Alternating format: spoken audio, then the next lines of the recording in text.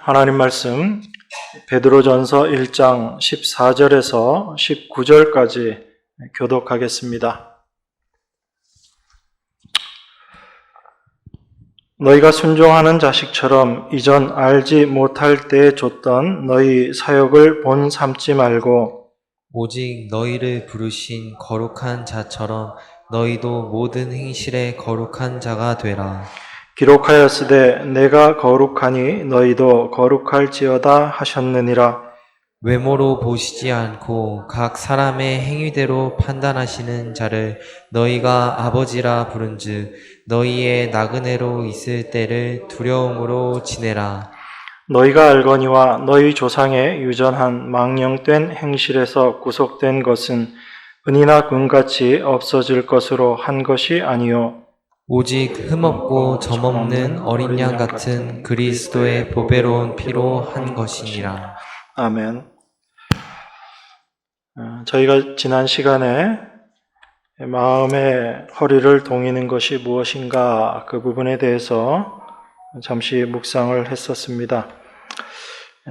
13절까지만 설명을 드리고 14절부터는 제가 다 설명을 드리지 못해서 이어서 말씀을 보도록 하겠습니다. 잠깐 기억하는 의미에서 우리 마음의 허리를 동이는 것, 이것이 어떤 거라고 말씀드렸나요? 이 마음의 허리를 동인다, 허리에 띠를 띈다, 그런 표현이 성경에 여러 군데 나오지만 특별히 우리 출애굽기를 통해서 우리가 확인할 수 있는 내용이 있었습니다. 그들이 애굽을 떠날 때 유월절 식사를 하면서 허리에 띠를 띠고 그렇게 식사를 하는 모습을 통해서 그 허리에 띠를 띠는 것, 그것이 우리 마음의 허리를 동이는 것과 같은 의미다라고 제가 말씀을 드렸습니다. 그래서 그렇게 허리에 띠를 띠고 식사를 하는 것, 바로 이제 애굽을 떠날 것을 생각하면서 그들이 식사를 하는 것입니다. 그 애굽을 떠난다라는 것은 나는 이제 애굽에 속한 자가 아니다, 세상에 속한 자가 아니다라는 그 고백인 거죠. 그래서 우리 마음의 허리를 동이라라고 하는 것, 동이는 것은 우리 자신은 이 세상에 발붙이고 사는 자가 아니라 바로 이 세상을 떠나는 자, 바로 나그네다라는 것을 늘 생각하면서 살아야지 된다라는 것이 그 마음의 허리를 동인다라는 그런 의미다라고 말씀을 드렸습니다. 근데 우리가 과연 정말 그렇게 살고 있는가라는 것을 늘 돌이켜 봐야지 되는 거죠. 우리는 하나님의 말씀을 보고 또 설교 말씀을 들을 때마다 우리 자신이 그러려니 그렇게 생각을 합니다. 그런데 사실은 이 말씀들을 통해서 우리가 확인해야지 되는 것은 내가 말씀대로 잘 살아가고 있구나, 이것이 아니라 나는 말씀대로 살아가지 못하는 존재이구나, 이걸 확인하는 겁니다. 그렇게 될 때 말씀이 여러분들에게 실제가 돼요. 그렇지 않으면 나는 말씀대로 잘 살고 있지, 거기에 매여버리게 되면 이 말씀은 그냥 말씀으로 따로 존재하고 내 안에서 전혀 역사되어짐이 없는 것입니다. 그런데 이 말씀 앞에 우리 자신의 모습이 비추어지게 될 때 나는 이 말씀대로 살아가고 있지 못한 존재구나라는 것을 알게 될 때 그 말씀이 우리 안에서 역사되고 있는 현장이라는 것입니다. 그것이 내가 말씀과 부딪혔을 때 나타나게 되는 현상인 거예요. 근데 우리는 많은 경우에 오해를 하고 살아가는 경우들이 많습니다. 자, 그래서 사도는 이 세상을 나그네로 사는 것이 우리들의 실제의 모습이다, 그것이 우리들의 본질이다라는 것을 이야기하고, 그러면 이 세상 가운데 나그네로 살게 될 때 시련과 고난이 있을 것인데 우리가 무엇을 소망 가지고 살아야지 되는가, 그것을 이야기합니다. 그래서 사도는 우리 예수 그리스도에 나타나실 때 너희에게 가져올 은혜를 온전히 바랄지어다 라고 그렇게 말씀하신 거예요. 우리가 이 세상을 살아가면서 앞으로 올 소망, 우리 주님 다시 오실 때 주실 그 은혜를 소망하라라고 그렇게 이야기합니다. 이것은 단순히 이후에 우리가 받게 될 어떤 은혜들을 그것만을 바라고 살아가라라는 그 차원이 아니라 우리가 소망할 것이 무엇인가라는 것에 대해서 제3 이야기하고 있는 것입니다. 우리는 이 땅의 것들을 소망하고 이 땅의 것들을 은혜로 생각하고 살아갈 때가 너무나 많거든요. 그래서 이 세상의 것들이 주어지면 우리는 기뻐하고 감사하고 은혜 받았다라고 이야기하지만 참된 은혜는 이 세상에 있는 것, 우리가 육신에 거할 때 얻는 것이 아니라 우리 주님 다시 오실 때 받게 되는 것, 그것이 참된 은혜다라는 것입니다. 사도는 지금 그 얘기를 하고 싶은 거거든요. 그래서 이 세상의 것들에 매여서 이 세상의 것을 얻는 것을 은혜로 생각하면서 살아가고 있는 우리들에게 나그네가 어떤 존재인지, 나그네가 과연 이 세상을 어떤 시각으로 바라보고 살아가야지 되는지, 그리고 우리가 구해야 될 참된 은혜가 무엇인지를 우리에게 이야기해주고 있는 것입니다. 그래서 우리 주님 다시 오실 때 우리 주님을 이제 거울로 보는 것처럼 분명하게 보게 될 것이고 우리의 몸도 변화되어서 주님을 만나게 될 것이다 라고 우리 바울 사도가 고백했던 것처럼 그때 우리가 받게 되는 은혜가 온전한 은혜다라는 것입니다. 이 육신을 가지고 있는 몸으로는 감당할 수 없고 받을 수 없는 은혜이기 때문에 온전히 변화된 몸으로 그 은혜를 올바로 우리가 받게 되는 것, 그것을 우리에게 이야기하고 있는 것입니다. 그래서 우리 마음의 허리를 날마다 동이면서 우리가 살아가야지 되는 거예요. 물론 그 마음의 허리를 동이는 것조차도 우리의 원대로 뜻대로 되는 것이 아님을 우리는 또한 고백할 수밖에 없습니다.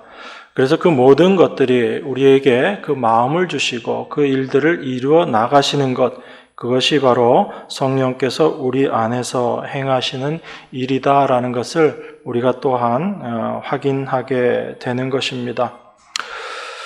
오늘 읽은 본문 14절은 이렇게 이야기합니다. 너희가 순종하는 자식처럼 이전 알지 못할 때 쫓던 너희 사욕을 본삼지 말라라고 그렇게 이야기합니다. 너희 사욕을 본삼지 말라라고 그렇게 이야기하는데 이 사욕을 본삼지 말라라는 이 말의 의미를 우리가 좀 생각해 보기를 원합니다. 여러분, 사람이 자기의 욕심, 자기의 사욕이라는 거죠. 사욕이라는 것은 한마디로 말씀드리면 자기 육신을 위한 욕심이라는 겁니다. 그걸 사욕이다라고 그렇게 표현을 하고 있는데 사람이 자기의 욕심을 버리고 사는 것이 과연 가능한가라는 것입니다. 여러분들 사시면서 어때요? 여러분 마음 가운데 육신을 향한 그런 마음들, 그런 욕심들이 분명히 있습니다. 그런데 여러분들이 그 육신의 욕심들을 쫓아서 사는 것과 하나님의 말씀에 순종하면서 살아가는 것 어느 게 더 쉬워요?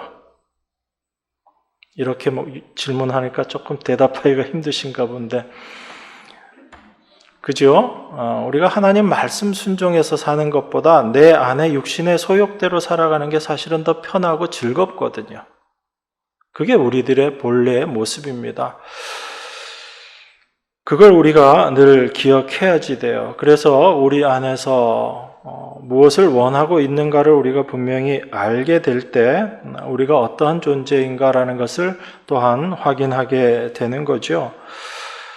그래서 하나님의 말씀으로 순종하고 그 말씀대로 살아간다라는 것, 이것이 참으로 힘들고 어려운 일입니다. 그런데 우리에게 한 가지 달라진 것이 있어요. 하나님을 알기 전과 하나님을 알고 난 이후에 우리 안에 달라진 것이 있습니다. 그게 무엇이냐면 진리가 무엇인지, 하나님이 무엇인지, 우리가 어떠한 존재인지, 그리고 우리에게 약속된 것이 무엇인지를 이제 아는 자가 우리가 되었다라는 것입니다. 그것을 알지 못했을 때에는 우리의 모습이 그냥 우리의 욕심대로, 우리의 소욕대로 그렇게 살아가고 그것을 쫓아가고 그것을 추구하면서 산다라고 하더라도 사실 크게 문제될 건 없죠. 우리 안에 아무런 거부감이 없기 때문에 그렇습니다.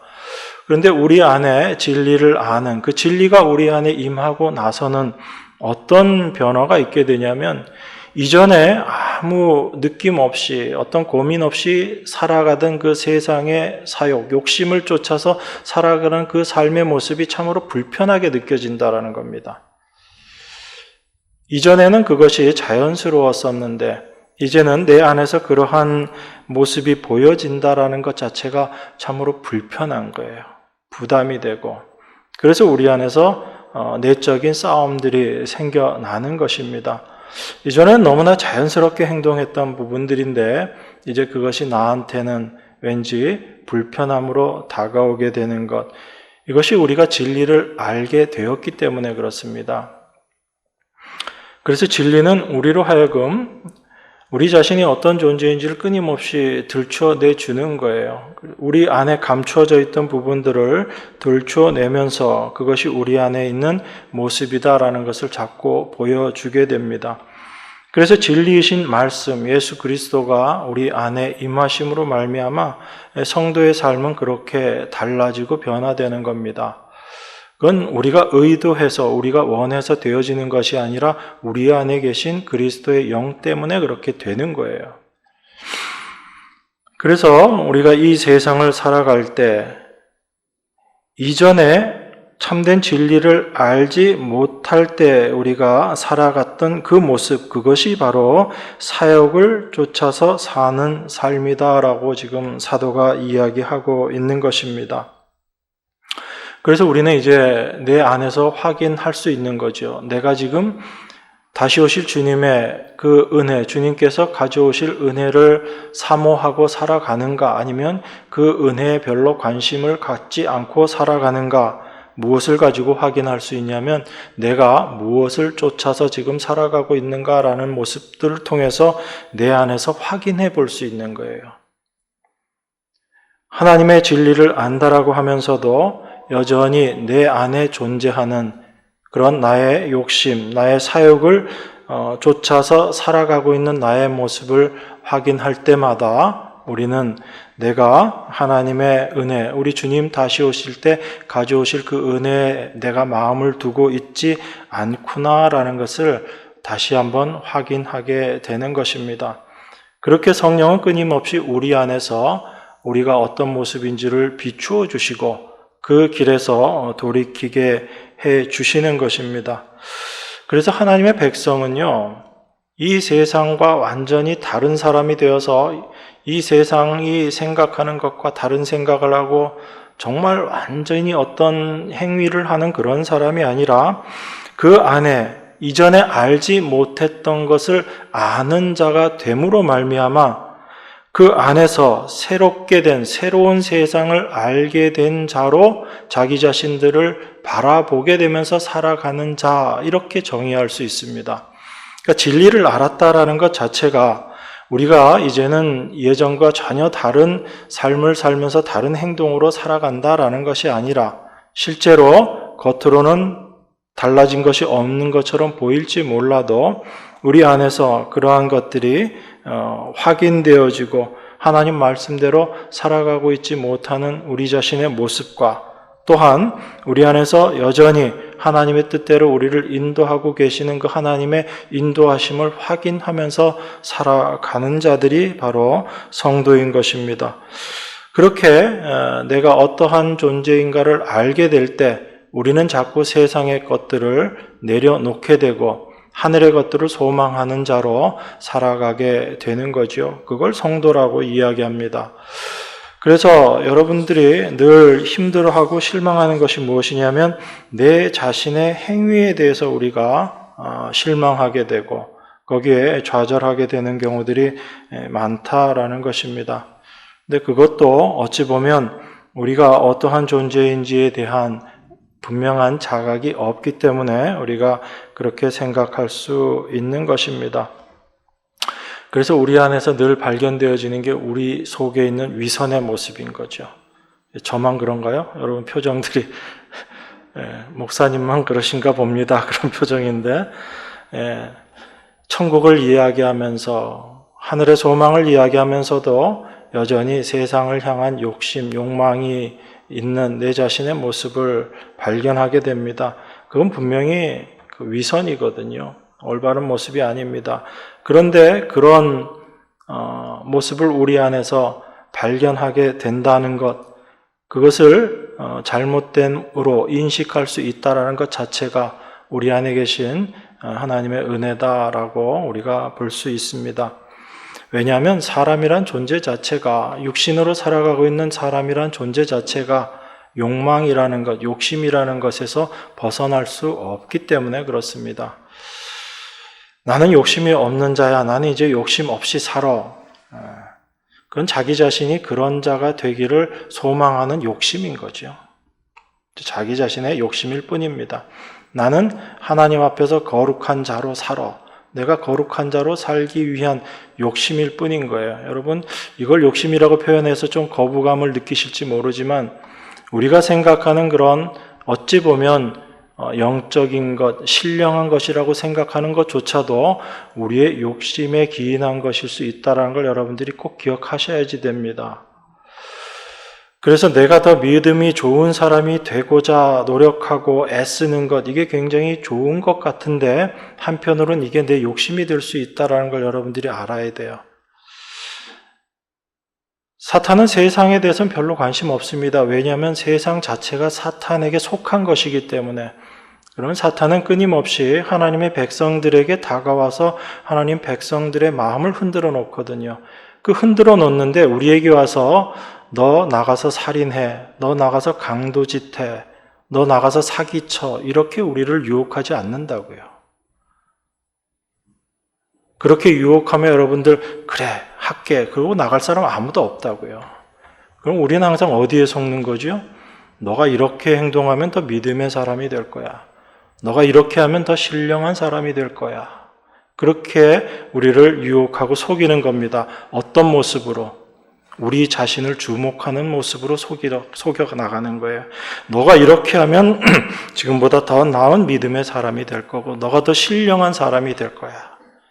너가 어떻게 하면 항상 우리가 무엇을 행하게끔 하고 그 행함에 우리 자신들을 주목하게 하고 그것을 내 모습으로 인정하게 하면서 나와 남이 다르다, 나와 남을 구별하고 내가 더 나은 자다라고 그렇게 우리를 유혹하는 것입니다. 그래서 속지 말아야지 돼요.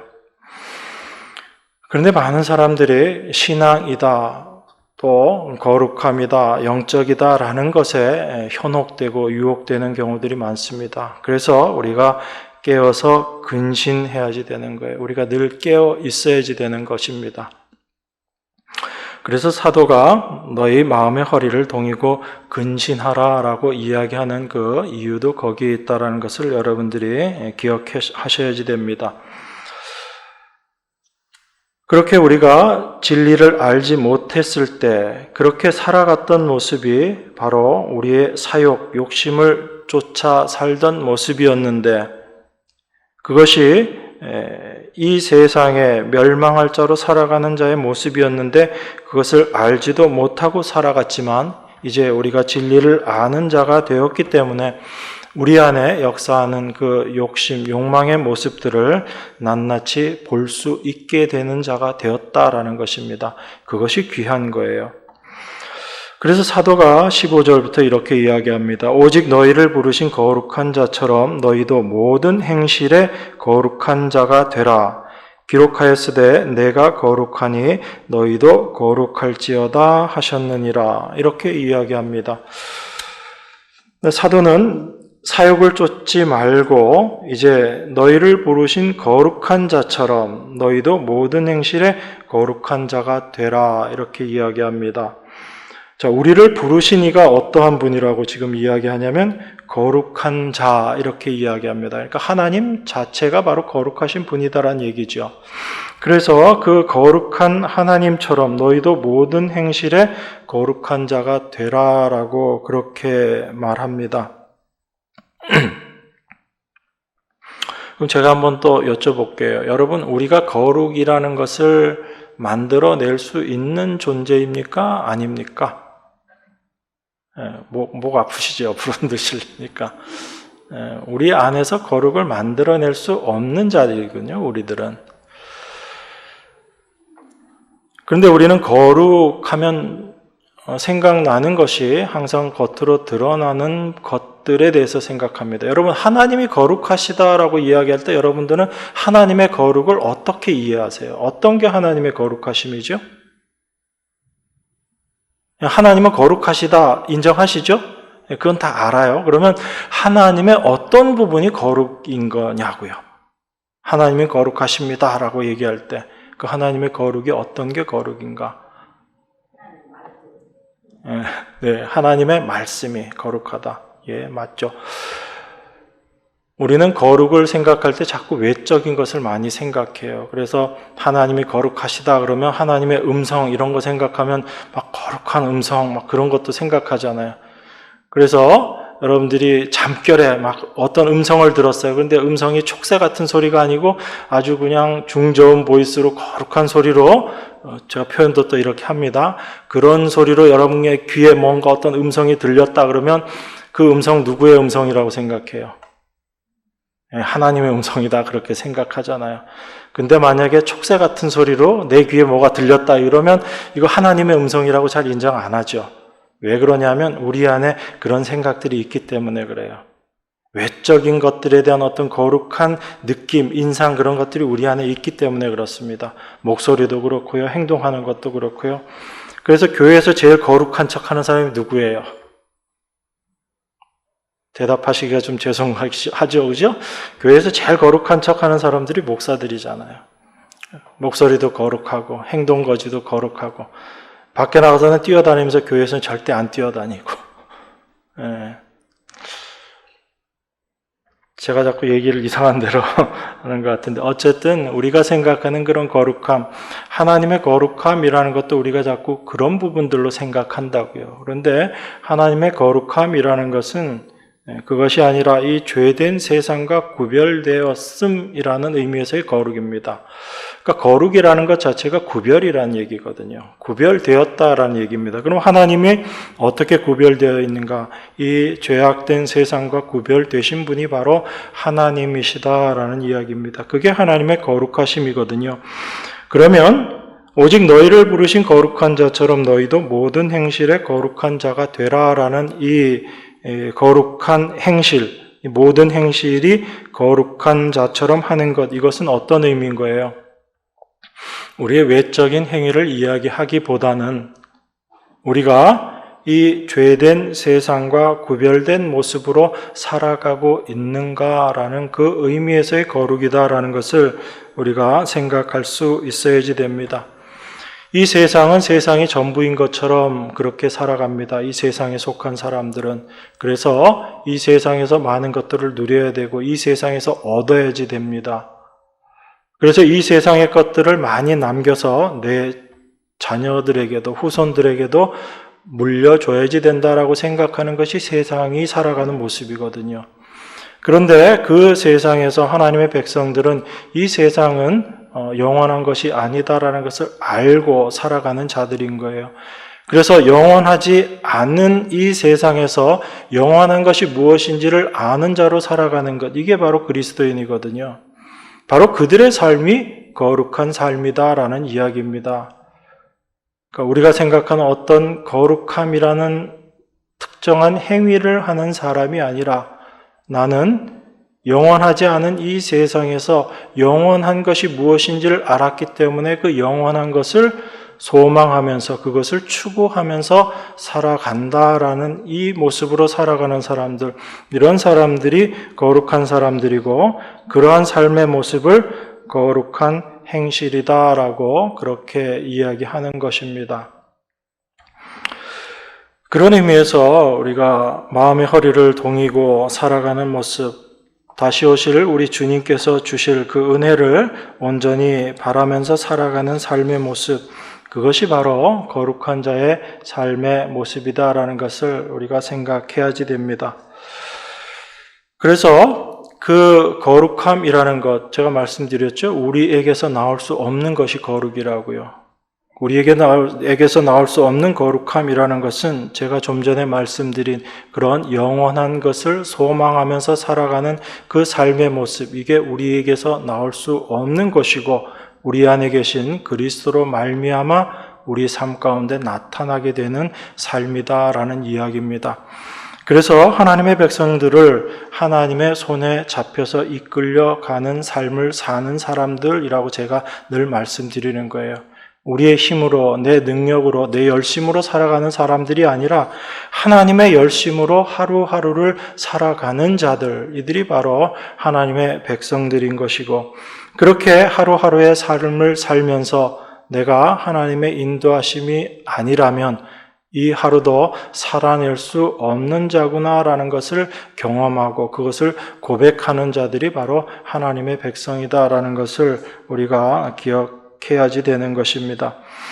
그래서 우리 하나님 백성들에게 있어서 거룩한 삶이라는 것 자체가 바로 내 삶이 내 힘으로 내 능력으로 사는 것이 아니라 하나님의 은혜가 나를 살아가게 하시는 것이구나. 나의 나 된 것이 바로 하나님의 은혜입니다라는 것을 날마다 경험하고 고백하는 자로 살아가는 거지요. 그렇게 될 때 내 자신의 삶을 부인하게 되는 거잖아요. 내 힘으로 사는 것이 아니라 하나님의 은혜가 나를 살게 했습니다. 오늘 하루도 하나님의 은혜가 나를 살게 했습니다. 그것이 사도 바울이 고백했던 내가 날마다 죽는다의 고백인 겁니다.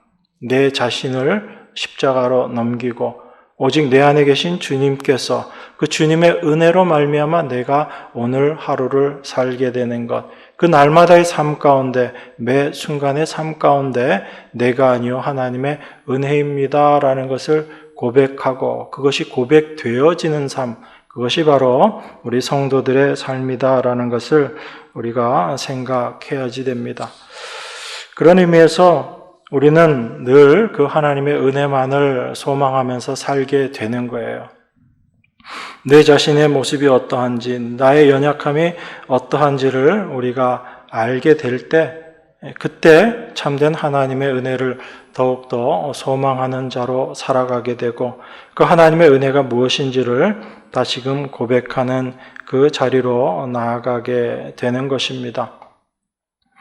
여러분, 우리 인간의 본성은 늘 어떤 시련이나 고난이나 어려움이 오게 되면 거기서 벗어나기를 원하는 것이 우리들의 본성이에요. 그게 인간의 마음이거든요.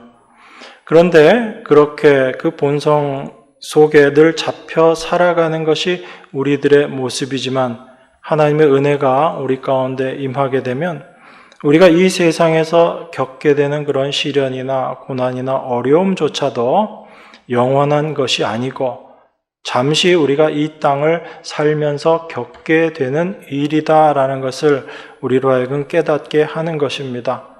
그래서 시련이 왔을 때 그저 그 시련에서 빨리 벗어나게 해주세요 라고 기도하는 그 기도가 하나님 앞에 올바른 기도가 아님을 또한 알게 하는 것, 그 모든 것들이 하나님의 은혜가 우리 안에 임하였기 때문에 되어지는 일들이거든요. 그래서 우리 성도의 삶이라는 것이 한편으로 보면 참 어렵고 힘든 삶의 모습일 수 있지만 그런데 그 힘들고 어려운 삶을 우리의 힘으로 우리의 능력으로 살아내는 것이 아니라 우리 안에 계신 하나님으로 말미암아 하나님의 은혜로 말미암아 우리가 살아가게 되는 것이기 때문에 어찌 보면 참 쉬운 삶을 살아가는 것이다라고 생각할 수 있습니다. 그러니까 환경과 주변의 시련과 그런 것들이 없어지는 것이 아니라 그것이 여전히 우리에게 임하고 우리에게 다가오지만 우리를 힘들게 하지만 그 힘든 것에 매이지 않게 되는 것, 매이지 않게 하시는 하나님의 은혜가 우리와 늘 함께 한다라는 것을 우리로 하여금 깨닫게 하는 거예요. 그래서 이 땅을 살아가는 성도들은 항상 하나님의 은혜를 생각하게 합니다. 그러니까 아무 생각 없이 살아가지 않게 되는 거예요. 어떤 일이 우리에게 임하게 되더라도 그 일로 말미암아 우리로 하여금 고민하게 하고 염려하게 하지만 그 일들이 우리를 그렇게 만들어 가지만 그 일들 속에서 하나님의 인도하심이 무엇인지를 다시금 생각하는 자로 살게 하는 것, 이게 하나님의 은혜가 우리 안에서 일하시는 모습이거든요. 그래서 그 하나님의 일하심을 우리가 알게 될 때 우리 안에서 자연스럽게 나오게 되는 것이 순종이라는 거예요. 내가 억지로 하나님 말씀을 순종하며 살아가는 것이 아니라 내 안에 계신 하나님의 은혜가 무엇인지, 하나님이 나를 어떠한 길로 인도해 가고 계시는지를 우리가 알기 때문에, 그래서 순종되어지는 거죠. 그래서 우리는 우리 열심으로 순종하는 자들이 아니라 하나님의 열심으로 순종케 되어진 삶을 사는 자들인 겁니다. 그래서 그 순종하는 것도 하나님의 은혜인 것이다 라는 것을 우리가 알아야지 돼요. 여러분, 레위기에 보면 여러 가지 규례들이 많이 있지만 정한 것과 부정한 것 이런 거 많이 나눠놨죠. 거기 보면 부정한 음식 먹지 말고 정한 음식은 먹을 수 있고 이렇게 규정하고 있습니다. 그러면 레위기에 나와 있는 그 규정들이 무엇을 먹고 먹지 말라라는 그 말씀들이 단순히 이런 음식들은 부정한 음식이니까 먹지 말아라 그런 의미로만 우리에게 주어진 건 아닐 거 아닙니까? 그죠? 그러니까 나는 부정한 음식 안 먹고 나는 정한 음식만 먹었어. 그러니까 나는 하나님의 말씀을 잘 지킨 사람이야. 하나님이 우리에게 그렇게 이야기하기 위해서, 우리로 하여금 그런 생각하게 하기 위해서 그 말씀을 주신 건 아니거든요. 하나님은 우리에게 그 부정한 음식과 부정한 음식 아닌 것, 이런 것들을 구별하게 함으로써 하나님의 백성인 우리가 어떤 존재인가라는 것을 잊지 않게 하시는 거예요. 내가 부정한 음식을 먹어서 부정해지는 것이고 부정하지 않은 음식을 먹어서 내가 의로워지는 것이 아니라 우리 자신은 어떤 존재인가를 잊지 않게 하기 위한 하나의 도구인 거예요. 그게 바로 무엇을 먹든지 그 음식 자체를 보면서 부정한 것과 부정하지 않은 것을 생각함으로 말미암아 우리 안에 무엇이 정한 것이고 무엇이 부정한 것인지를 늘 생각하게 하기 위한 거란 얘기입니다. 다시 말씀드리면 부정한 음식은 먹지 말고 정한 음식만 먹어, 이것 먹느냐 먹지 않느냐의 문제가 아니라 하나님의 백성의 삶은 정한 것과 부정한 것을 분별하면서 사는 것이 하나님 백성의 삶이라는 걸 우리에게 깨닫게 해 주시겠다는 겁니다. 그게 하나님께서 율례를 주시고 규례를 주신 이유이고 목적이거든요. 그런데 우리는 그 하나님의 말씀을 어떻게 받아들이냐면 부정한 것 내가 안 먹고 내가 정한 것은 먹었으니까 나는 하나님 말씀 지켰어 라고 그렇게 넘어간다는 얘기입니다. 그래서 그 말씀을 지킨 나는 의로운 것이고 만약에 부정한 음식을 먹으면 나는 부정한 자가 되었다. 이렇게 스스로 생각해 버리는 거죠. 하나님의 말씀은 그것이 아니라 정한 것과 부정한 것을 하나님은 구별하시는 분이다라는 것을 우리로 하여금 늘 기억하게 하시기 위해서 우리가 날마다 하는 일이 뭐예요? 날마다 하는 일이 먹는 일이잖아요. 오늘도 아침 드시고 오셨잖아요. 하루 3끼 드실 거잖아요. 요즘 다이어트 때문에 2끼 드시는 분도 많고 하지만 어쨌든 매일 드시잖아요. 그럼 먹을 때마다 우리는 늘 무엇을 기억하라는 얘기예요. 정한 것과 부정한 것을 기억하며 사는 자가 되어라라는 얘기입니다. 그리고 우리가 어떻게 정한 자가 되었는지를 또한 기억하라는 얘기예요. 우리의 행동으로, 우리의 행위로 정한 자가, 의로운 자가 된 것이 아니라 하나님의 의로운 일로 말미암아 하나님의 일하심으로 말미암아 우리가 거룩하고 의로운 자가 되었다라는 것을 우리로 하여금 기억하게 하시기 위한 하나의 조치가 바로 그 하나님의 말씀이다라는 것을 여러분들이 늘 기억해야지 됩니다. 그래서 우리가 하나님 말씀을 볼 때마다 거룩하라, 하라, 하지 말라의 말씀을 볼 때마다 우리가 그것을 행해야지 된다라고 또한 그것을 실천해야지 된다라고 생각하는 것이 오히려 하나님 말씀에서 벗어난 모습일 수 있다라는 것을 여러분들이 기억하셔야지 됩니다. 그래서 하나님의 말씀을 우리가 어떤 외적인 것, 그런 행동으로 이해하면 안 됩니다. 그래서 이 거룩이라는 것 자체가 그 외적인 그런 것이 아니라 바로 우리를 구원하신 예수 그리스도의 구속의 은혜와 연관되어 있는 거예요. 거룩이라는 것 자체가. 그래서 우리가 무엇을 해서 거룩한 자가 되고 또 무엇을 해서 거룩함을 유지하는 것이 아니라 우리의 거룩함이라는 것이 어떻게 이루어진 것인가를 알고 그 안에 머무는 것, 그게 우리가 거룩하게 행하는 것이다라는 얘기입니다. 그래서 18절, 19절에서 이렇게 이야기하거든요. 너희가 알거니와 너희 조상의 유전한 망령된 행실에서 구속된 것은 은이나 금같이 없어질 것으로 한 것이 아니요 오직 흠없고 점없는 어린 양 같은 그리스도의 보배로운 피로 한 것이니라. 이렇게 이야기하는 것입니다. 우리 조상들의 유전한 망령된 행실, 그것이 뭐였어요? 제가 아까 말씀드렸던 그런 모습인 거죠. 내가 하나님 말씀 지켜서 거룩한 자, 의로운 자, 정한 자가 되겠다라고 생각하고 열심히 자기 자신에게 집중해서 살아가는 그 모습, 그게 망령된 행실이었고 그것이 바로 구습을 쫓던 그 사역을 쫓아가며 살아갔던 그 모습인 겁니다. 그런데 우리는 이제 이렇게 이야기하잖아요. 너희가 알거니와. 너희는 바로 진리를 아는 자들, 하나님의 은혜를 받은 자들입니다. 그런데 우리가 그 조상의 유전한 망령된 행실에서 구속된 것은, 거기에서 구원받은 것은 은이나 금같이 없어질 것, 이런 것들이 아니라 영원한 것, 바로 흠없고 점 없는 어린 양 같은 그리스도의 보배로운 피로 한 것이다. 우리의 것이 아니었다라는 얘기죠.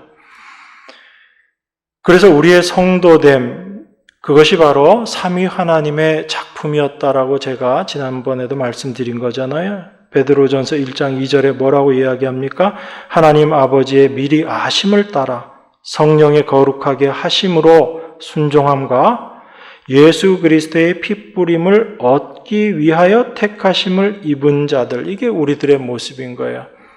하나님 아버지께서 미리 아시고 그 하나님 아버지의 뜻대로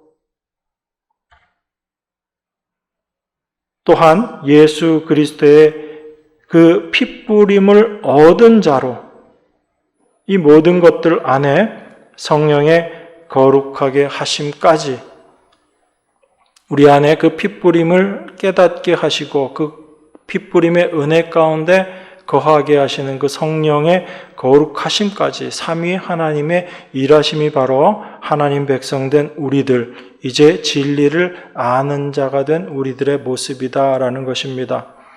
그래서 그 모든 것들이 이 세상이 추구했던 그런 것들, 그런데 그 모든 금이나 은 같은 것들은 다 없어질 것이다 라고 그렇게 이야기해요. 세상이 추구하는 게 금과 은이잖아요. 그래서 베드로 사도가 성전 미문에 앉아있는 안전뱅이에게 이야기할 때 그 얘기 하잖아요.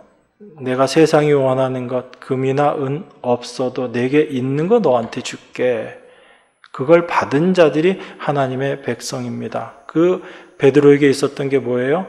바로 예수 그리스도의 이름입니다. 예수 그리스도의 실체, 그 예수 그리스도를 내가 너에게 주겠다라고 이야기하는 것입니다. 우리가 그 그리스도를 받은 자들이에요. 그것이 우리들이 날마다 기억해야지 되는 것입니다. 그런데 우리가 여전히 세상의 것, 없어질 은이나 금 같은 것들로 우리 자신들을 바라보고 이해한다면 그건 하나님의 말씀에서 우리가 벗어나 있는 모습이다라는 것을 생각할 수 있는 것입니다. 그래서 우리가 그러한 망령된 행실에서 구속된 것, 이게 바로 예수 그리스도의 보배로운 피로 된 것이다. 바로 그리스도의 피로 얻어진 하나님의 은혜다라는 것을 우리가 분명히 알고 있어야지 됩니다. 그래서 우리에게 하나님은 거룩하라라고 말씀하시는 거예요. 그 거룩하라는 그것 자체가 우리가 행하는 우리가 생각했던 그러한 거룩함이 아니라 참된 하나님의 임재, 하나님의 거룩하심을 우리가 아는 자가 되었다면 그 하나님의 거룩하심대로 우리가 그 거룩을 추구하며 살아가는 자로 살아가는 자, 그 추구하는 자로 우리를 만드시기 위한 또 우리를 불러내신 목적이 바로 그것이다라는 것입니다. 그 거룩함이라는 것 자체가 바로 이 세상을 떠날 자로 나그네임을 스스로 생각하고 살아가는 그 삶의 모습, 그게 거룩함의 모습인 겁니다. 자, 그래서 17절에서 이렇게 이야기합니다. 외모로 보시지 않고 각 사람의 행위대로 판단하시는 자를 너희가 아버지라 부른즉 너희의 나그네로 있을 때를 두려움으로 지내라 라고 이렇게 이야기합니다. 내가 거룩하니 거룩할지어다 라고 하나님께서 말씀하시고 이어서 하시는 말씀이 어떤 것이냐면 기록하였으되 내가 거룩하니 너희도 거룩할지어다 하셨느니라. 외모로 보시지 않고 각 사람의 행위대로 판단하시는 자를 너희가 아버지라 부른즉 이렇게 이야기합니다. 여기서 이 외모로 보시지 않는다라는 것과 각 사람의 행위대로 판단하신다라고 이야기하시는데 제가 또 한번 여쭤볼게요. 외모라는 것과 행위라는 것이 같은 겁니까? 다른 겁니까? 같은 것 같아요. 그렇죠? 외모, 행위. 그러면 우리는 외모는 당연히 겉으로 드러나 있는 모습이기 때문에 외적인 것, 행위 그러면 우리는 항상 어떤 실천, 우리의 행동 그런 것들을 행위라고 생각합니다. 그런데 하나님은 뭐라고 말씀하시냐면 하나님은 외모로 보시지 않고 각 사람의 행위대로 판단하신대요. 그러면 하나님은 지금 외모와 행위를 구별해서 이야기하시고 계시는 거잖아요. 다시 말씀드리면 하나님이 말씀하시는 각 사람의 행위라는 것은 외모가 아니다라는 이야기죠.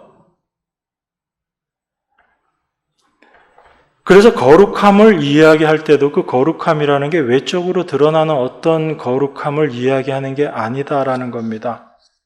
하나님의 말씀하시는 것은 하나님께서 우리를 보시는 것, 그것은 바로 우리의 외적인 행위를 보시는 것이 아니라 우리의 행위를 보신다라고 이야기합니다. 이 행위의 의미를 우리가 좀 살펴보면 성경에 다른 군데 하나 찾아보겠습니다. 시편 51편 16절입니다. 여러분 잘 아시는 구절이죠. 주는 제사를 즐겨 아니하시나니 그렇지 않으면 내가 드렸을 것이라. 주는 번제를 기뻐 아니하시나이다. 하나님의 구하시는 제사는 상한 심령이라. 하나님이여 상하고 통회하는 마음을 주께서 멸시치 아니하시리라. 그렇게 이야기합니다. 주께서 우리 하나님께서 구하시는 제사는 상한 심령이다라고 이야기합니다. 하나님은 제사 즐겨 아니하시고 오히려 번제도 기뻐하지 아니하신다라고 이야기합니다. 이스라엘 백성들이 열심히 제사를 드렸거든요. 이스라엘은 제사 민족입니다. 그런 의미에서 우리 그리스도인들도 제사 종교예요. 그리스도를 믿는다라는 우리들의 날마다의 삶이 제사를 드리는 삶이거든요. 그러면 이스라엘에게 있어서 제사가 어떤 의미였는가를 우리가 생각해 볼 수 있는 거죠. 이스라엘 백성들은 내가 제사를 드렸기 때문에 내 죄가 용서받았다라고 생각했어요. 내가 죄를 지었습니다. 그러면 그 죄를 사함받기 위해서 제물을 끌고 가요. 그래서 제물을 끌고 가서 제사를 드리면 이제 내 죄가 용서받았다라고 생각했습니다. 그게 이스라엘이 생각했던 제사의 개념이거든요. 그런데 하나님은 그런 제사 즐겨 아니하신다라고 얘기합니다. 또 그런 번제, 그런 제물 기뻐하지 아니하신다라고 이야기해요. 근데 하나님이 구하시는 참된 제사가 무엇인가 하면 상한 심령이라는 이야기입니다. 그리고 그 상한 심령이 바로 상하고 통회하는 마음이다라고 이야기해요. 이건 주님께서 멸시하지 않으신다라고 이야기합니다. 그러면 제사를 드리는 것, 그럼 제사 자체를 드리지 말란 이야기인가요? 그게 아니죠. 제사를 드리는 마음이 어떠해야 함을 우리에게 이야기하고 있는 것입니다. 이스라엘은 제사를 드릴 때 내가 제사를 드리고 제물을 드리고 제사를 드렸기 때문에 내가 용서받았다라고 생각한 거예요. 근데 하나님은 그 제사를 통해서 요구하시는 것이 있었습니다. 하나님이 원하시는 것이 있었어요. 그건 뭐냐면 단순히 제물을 바쳐서 제사 드리는 것, 이것을 원하시는 것이 아니라 그 제물을 바칠 때 우리가 분명히 기억해야지 되는 것이 있다라는 겁니다. 그것이 무엇이냐면 내 죄를 대신해서 이 제물이 대신 죽는구나, 대신 희생되는구나, 그것을 분명히 기억하게 하시는 것, 그것이 제사의 의미거든요. 그러면 제사를 드릴 때 나는 제사 드렸기 때문에 용서받았어, 나는 의로워졌어가 아니라 제사를 드릴 때 우리가 늘 기억해야지 되는 것은 저 제물이 내 죄를 대신해서 죽는구나. 그것은 바로 내가 죄인임을 그 제사를 통해서 고백하는 모습이어야지 된다는 얘기입니다. 그런데 우리는 제사 드렸기 때문에 용서받았어, 이 생각을 하고 살아가는 거죠. 이건 하나님이 받으시는 제사 아니다라는 얘기입니다. 그게 종교예요, 종교. 내가 이런 행위를 했기 때문에 하나님께서 나를 이렇게 인정하실 거야. 그게 종교의 모습인 것입니다. 그래서 종교는 더 자기의 열심을 내게 되고 더 헌신하게 되고, 그런데 참된 기독교는 우리 하나님을 아는 것은 그런 게 아니거든요. 그 하나님의 말씀은 우리 안에서 내가 제사를 드리지만 이 제사를 드림으로 말미암아 내가 용서함을 받는 것이 아니라 이 제사를 통해서 내가 죽어야지 되는 죄인임을 깨닫는 것, 그것이 하나님께서 받으시는 제사라는 얘기예요. 그 제사를 하나님께서 기뻐하신다는 얘기입니다. 그것이 우리가 날마다 하나님께 드려야지 되는 제사이고 그것이 제물을 드리는 자의 모습이다라는 것입니다. 그걸 하나님은 거룩한 행실이라고 이야기하는 거예요. 그래서 하나님은 우리의 마음이 어떠한 모습으로 하나님 앞에 나아가고 있는가, 이것을 보신다는 얘기입니다. 그래서 하나님은 외모로 보시지 아니하시고 각 사람의 행위대로 판단하신다라고 이야기하는 이 행위가 바로 하나님 앞에 제사를 드리는 우리의 마음이 어떠한가를 하나님께서 보신다라는 그 의미인 거죠. 그래서 우리는 날마다 어떠한 모습으로 살아야지 되는가 하면 각 사람의 행위대로 그 마음을 보시고 그 심령으로 판단하시는 자를 너희가 아버지라 부른즉 너희의 나그네로 있을 때를 두려움으로 지내라 라고 이야기하는 것입니다. 날마다 두렵고 떨면서 불안한 마음으로 지내라라는 그런 두려움으로 지내라는 말씀의 의미가 아니라 우리가 그 하나님의 말씀대로 무엇이 거룩함인지, 무엇이 정한 것인지를 올바로 생각하고 우리가 이 세상을 나그네로 살아가는 자가 맞는지, 정말 나그네로서 살아가고 있는지를 늘 깨어서 근신한 자의 모습으로 생각하면서 살아가고 있는지를 고민하면서 살아라는 얘기죠. 그게 두려움으로 지내라라는 얘기입니다. 만약에 그렇지 않은 삶을 살아가고 있다면 우리는 하나님의 은혜에서 멀어진 자로 지금 살아가고 있다라는 것을 우리에게 이야기하고 있는 거지요. 나에게 다시 오실 그 주님께서 주실 은혜를 소망하지 않고 이 세상을 소망하면서 살아가는 모습이다라는 것을 우리에게 말씀하고 계신 것입니다. 그래서 우리가 하나님이 어떤 분이신지를 올바로 안다면 우리가 이 세상을 나그네로 올바로 살아가고 있는가라는 것을 두려운 마음으로 살피게 되는 거죠. 두렵고 떨어서 매번 두려움으로 그렇게 살아가라라는 그 말씀이 아니라 정말 내가 내 마음 가운데 하나님만을 소망하는 자로 그렇게 살아가고 있는지, 만약에 그렇지 못한 나의 모습이 보인다면 그것을 위해서 하나님 앞에 기도하고 간구하며 이 세상을 참된 하나님이 원하시는 그런 나그네로서의 삶을 살아갈 수 있는 자가 되게 해달라고, 그러한 모습으로 기도하는 자가 되는 그 모습으로 우리를 살아가게 해달라고 하는 그 기도, 그 모습으로 우리를 인도하시는 것, 그게 하나님께서 말씀하시는 너희가 나그네로 있을 때를 두려움으로 지내라라는 그 말씀의 의미인 것입니다. 그렇게 이 세상과 구별된 자로 그렇게 하나님의 온전하심을 소망하며 우리에게 임할 은혜를 소망하며 살아가는 자들이 이 세상에서 거룩한 자로, 거룩한 행실로 살아가는 자다라는 것을 여러분들이 기억하시기 바랍니다. 여러분, 하나님께서 우리에게 믿음을 허락하셨어요. 이 믿음은 우리에게서 나온 게 아니잖아요. 하나님께서 우리에게 그 믿음을 주셨다면 그 믿음을 완성시켜 가시는 분이 누구세요? 우리 하나님이십니다. 믿음의 주요 온전케 하시는 이, 그 하나님만 바라보고 사는 것, 이것이 이 땅을 살아가는 성도의 모습임을 기억하시고 그 하나님만을 소망하고 내 자신의 모습이 혹시 빗나간 것이 보인다면 그 모습을 붙잡고 하나님 앞에 기도하심으로 그 하나님만을 소망하며 살아가는 여러분과 제가 되기를 바랍니다. 기도하겠습니다. 우리를 부르신 하나님의 은혜를 감사드립니다. 우리가 먼저 하나님을 찾은 것도 아니요 하나님을 부른 것도 아닙니다. 주께서 저희들 부르시고 하나님 백성 되게 하셨사오니 또한 하나님이 부르신 뜻대로 저희들을 인도하시고 종국에 완성시켜 주실 것을 믿습니다. 그것이 우리 안에 참된 소망이 되게 하셔서 이 땅을 살아갈 때 나그네로 사는 삶이 무엇인지를 생각하게 하시고 세상에 매이지 않게 하시고 시련과 어려움의 환경이 온다 할지라도 매이지 않게 하시고 오직 영원한 것에 소망을 두며 살아가는 저희가 되게 하셔서 이 세상을 살아갈 때 참된 하나님의 백성으로 살아갈 수 있도록 인도하시고 역사하여 주시옵소서.